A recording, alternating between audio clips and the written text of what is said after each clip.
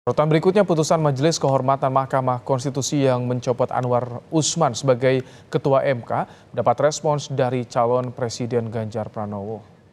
Ganjar mengatakan menghormati putusan Mahkamah Konstitusi, Majelis Kehormatan MK terhadap 9 hakim konstitusi dan membiarkan masyarakat yang menilai putusan yang dijatuhkan kemarin. Sementara soal aturan yang jadi dasar Gibran Raka Buming Raka, Ganjar enggan berkomentar dan hanya berharap demokrasi Indonesia bisa lebih baik lagi. Oh ya, sudah diputuskan, jadi saya menghormati keputusan MK dan masyarakat semuanya punya hak untuk menilai. Tapi putusannya tidak menganulir putusan sebelumnya apa bagaimana Pak? Kenapa? Pencalonan Gibran tetap pencalonan. Oh enggak, saya sih tidak akan berkomentar soal itu. Karena sudah diputuskan ya kita hormati atas keputusannya. Semuanya silakan menilai sendiri-sendiri apa proses yang terjadi di sana. Kita harapkan demokrasinya bisa lebih baik aja. Senada dengan Ganjar, bakal Capres Anies Baswedan juga menghormati putusan MK terhadap Anwar Usman dan 8 hakim konstitusi lain. Anies menilai putusan MK ini mengakhiri persoalan terkait hakim konstitusi Anwar Usman. Mahkamah yang sangat terhormat ini. Mahkamah Konstitusi adalah salah satu mahkamah tertinggi di Republik ini. Kita berbicara konstitusi aja sudah tinggi, ini mahkamahnya konstitusi. Kemudian di situ ada majelis kehormatannya Mahkamah Konstitusi, jadi tingginya tinggi ini. Karena itu saya ingin sampaikan, barengan ini sudah tuntas, ini selesai, kita hormati keputusannya, dan mudah-mudahan akan bisa terus menjaga marwah Mahkamah Konstitusi. Sementara itu, Sekjen Gerindra Ahmad Muzani mengatakan pasangan Prabowo Gibran terus berlanjut meski putusan Majelis Kehormatan MK telah dijatuhkan. Muzani bilang, putusan Majelis Kehormatan MK terkait sanksi terhadap para hakim konstitusi tak mengubah putusan MK terkait batasan usia peserta Pilpres. Karena itu kita menghormati, kita menyetujui, tapi sekali lagi MK tidak membatalkan keputusan MK. Itu sebabnya kita jalan terus, kita yakin pasangan ini semakin direduksi, semakin didepolitisasi, semakin dituduh ini, kita makin solid, rakyat makin mencintai, rakyat makin berharap pasangan ini akan menjadi pemenang. Pasca putusan Majelis Kehormatan MK soal adanya dugaan pelanggaran berat yang dilakukan Anwar Usman terkait putusan syarat usia Capres-Cawapres, bagaimana dampak politiknya untuk pasangan Capres-Cawapres khususnya Prabowo Gibran? Kita akan bahas bersama dengan pengamat politik dari Parameter Politik Indonesia Adi Prayitno. Selamat petang, Mas Adi. Selamat petang, Mas. Baik, Mas Adi, bagaimana Anda melihat narasi yang muncul soal kasus etik Anwar Usman ini dengan elektabilitas Prabowo Gibran? Ya pertama memang harus ada alat ukur politiknya, misalnya seperti survei politik apakah pasca MK ini akan ada tren yang negatif misalnya bagi pasangan Prabowo Subianto dan Gibran Raka Buming Raka. Itu yang pertama ya, sampai saat ini belum ada survei-survei terbaru termasuk yang kita lakukan setelah MK memutuskan soal pemberhentian terhadap Ketua Mahkamah Konstitusi. Yang kedua, kalau membaca sentimen publik ya saya kira memang ini mengkonfirmasi bahwa proses dan putusan Mahkamah Konstitusi soal syarat capres dan cawapres yang menjadi polemik beberapa waktu yang lalu itu menjadi sentimen yang cukup negatif ya. Terutama ini kan ramai di kalangan media sosial, media-media mainstream dan kelompok-kelompok aktivis pro-demokrasi yang sampai saat ini mereka terus menganggap bahwa putusan MK tersebut berdampak secara signifikan misalnya terkait dengan satu portofolio dan stigma yang kemudian muncul dalam proses pencapresan Pak Prabowo Subianto dan Gibran Raka Buming Raka.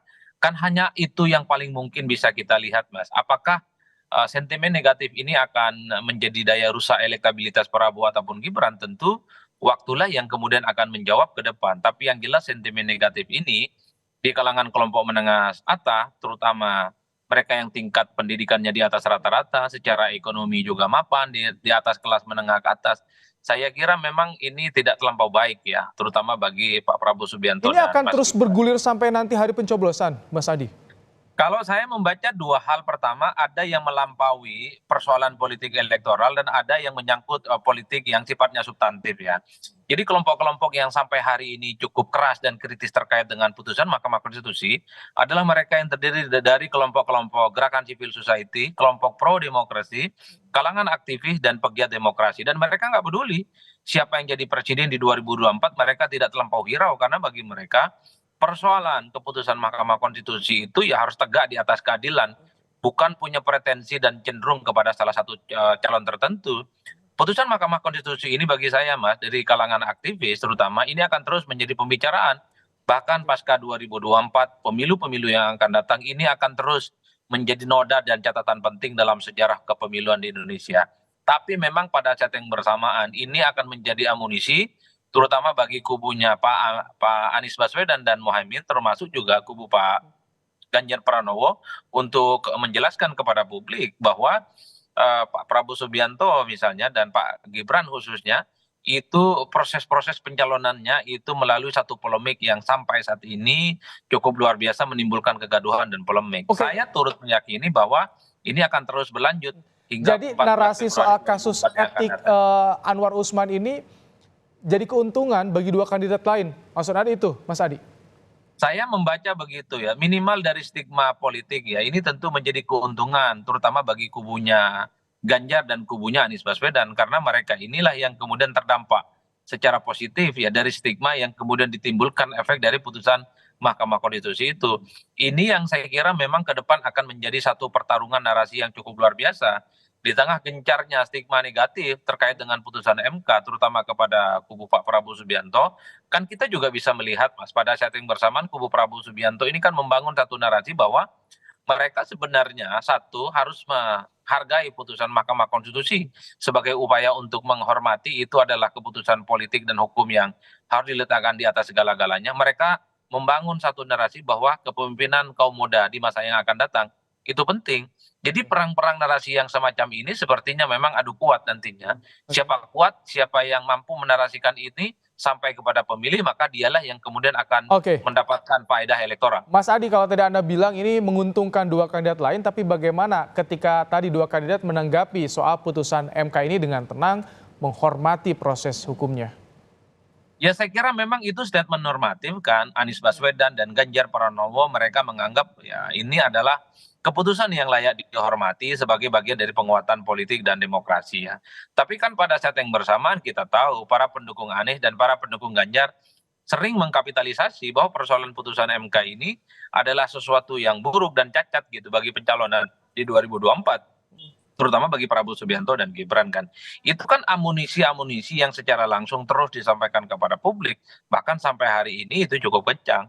Oleh karena itu narasi politik yang semacam ini saya baca memang ramai dan menjadi pembicaraan yang cukup luar biasa di kalangan kelompok menengah ke atas. Mereka yang pendidikannya di atas rata-rata, mereka yang punya taraf ekonomi kelas menengah ke atas menjadi penting. Ini adalah sebagai salah satu isu yang menurut saya menjadi variabel dan preferensi penting bagi mereka untuk menentukan pilihan politiknya nanti di 2024, Oke. Mas. Kalau bagi pemilih yang belum menentukan pilihan, ini bisa mempengaruhi tidak soal narasi Anwar Usman ini, kasus Anwar Usman? Nah, iya, saya kira dua hal ya. Pertama, apakah narasi negatif terkait dengan putusan Mahkamah Konstitusi ini sampai kepada publik ataupun tidak, sampai kepada pemilih ataupun tidak. Sampai hari ini ternyata sentimen negatif terkait dengan putusan Mahkamah Konstitusi, terkait dengan politik keluarga itu tidak terlampau kuat, Mas.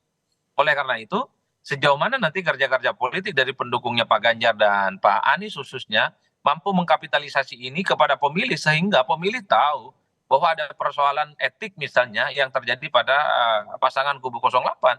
Ini yang saya kira saya selalu menyatakan menjadi pertaruhan penting yang cukup signifikan. Nah yang kedua, kalau mau jujur sebenarnya 60% masyarakat kita, pemilih kita tidak terlampau engage, tidak terlampau peduli dan tidak terlampau tahu terkait dengan putusan Mahkamah Konstitusi, terkait dengan kisruh soal pencapresan, termasuk soal politik kekeluargaan, Mas. Ini yang saya kira menjadi tantangan besar bahwa riuh rendah di media sosial terkait dengan pencalonan Mas Gibran khususnya, di media sosial juga ramai, ini ternyata juga tidak terlampau masif sampai di kalangan pemilih.